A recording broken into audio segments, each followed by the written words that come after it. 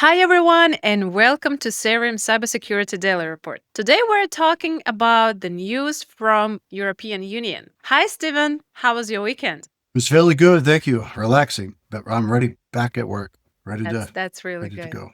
That's good. Okay, so let's dive in. The first news we're going to talk about is Europol dismantles SIM farm network powering 49 million fake accounts worldwide. And the second news, Experian fines 3.2 million US dollars for mass collecting personal data.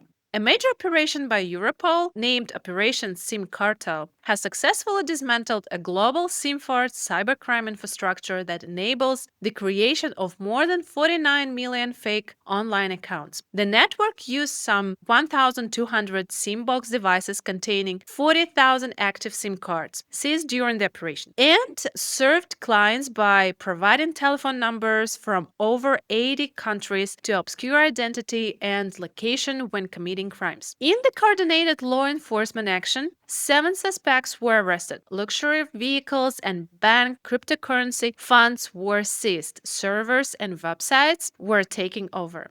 And the scheme was linked to at least 1,700 cyber fraud incidents in Austria and 1,500 in Latvia, with total losses of about 4.5 million euros and 420,000 euros in those countries, respectively. The service allowed users to create fake social media and communication accounts, conduct phishing, smishing, investment fraud, even extortion, and CSAM distribution by masking their real identity behind rented numbers. The disruption marks a significant blow to the cybercrime-as-a-service ecosystem and underscores how SIM-based infrastructures are being abused at scale. So, what do you think about that? Quite dramatic, and I'm really glad they made this bust. That's great. So, some takeaways for me here. One that we don't think of offhand too quickly, but I think of it because our company also works in this area, is that application developers have to realize that phone numbers are not a directly equal,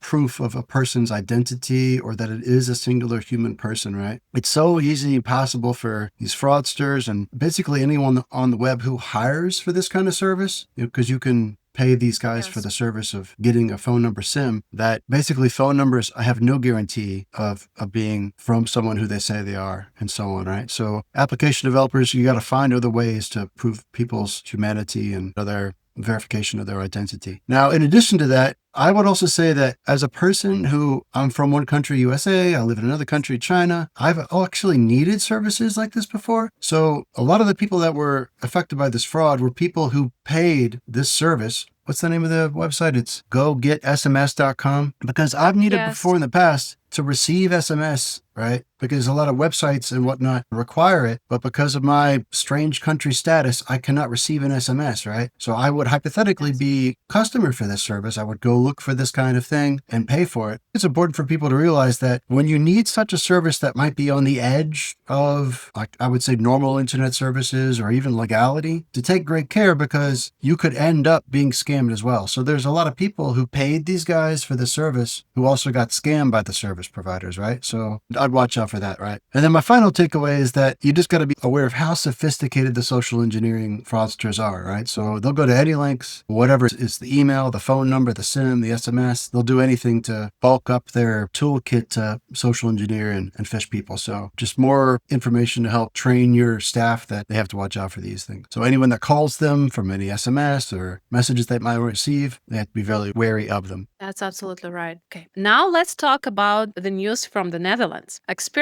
Netherlands has been fined 2.7 million euros. This is approximately 3.2 million US dollars by the Dutch Data Protection Authority for multiple breaches of the General Data Protection Regulation, GDPR. The regulator found that Experian collected and processed personal data from a wide range of public and private sources, including the Dutch Trade Register, energy and telecom providers, without adequately notifying individuals obtaining their consent or properly justifying the collection. These data were used to generate credit scores and risk assessments for service providers, for example, energy firms. accounts, which in turn impacted people's access to services, high deposits, or restrictive terms, often without their knowledge. Experian has acknowledged their wrongdoing, confirmed it will not appeal the decision, and committed to deleting its entire Netherlands database by end of this year and ceasing its local operations. So I got some takeaways here that I hadn't thought of for a while. I think are really important for people at companies to realize. With GDPR and similar regulations, it doesn't only matter that if you got the data from the person, right? So usually when people are concerned about privacy over data, they ask the user for permission to use that data or to store that data. But Experian here was getting the data from third-party sources, right? They're collecting it in every way they could across the board. Well, what all people in IT and cybersecurity need to be aware of is even if you got the data from a third party, once you got that data or by the process of getting it, then you have become responsible for it, right? And then you might be in violation of GDPR. So it doesn't matter how you get data. If you're getting personal data, you're crossing the line of responsibility about it, right? So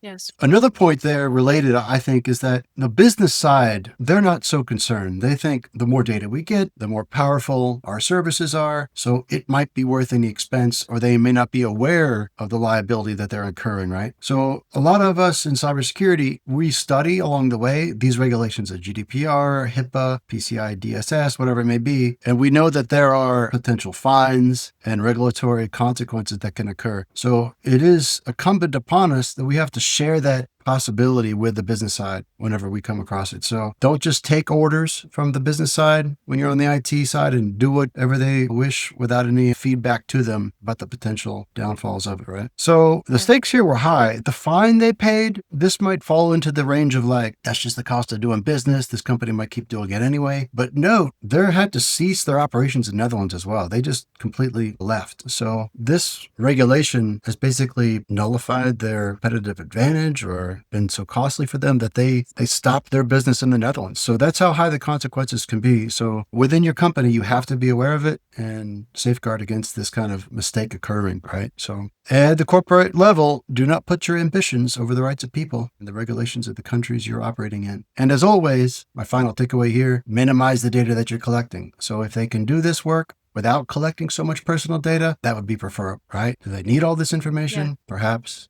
Maybe they could have made their credit recommendations with less information, or at least gotten the consent of the people involved, right? The people did not consent to have their data used in this way. That was the downfall here. So a lot to learn from that one. Yes, that's absolutely right. I absolutely agree with you. Okay, thank you very much for watching. Stay tuned and see you tomorrow. Bye. Thank you. Bye-bye.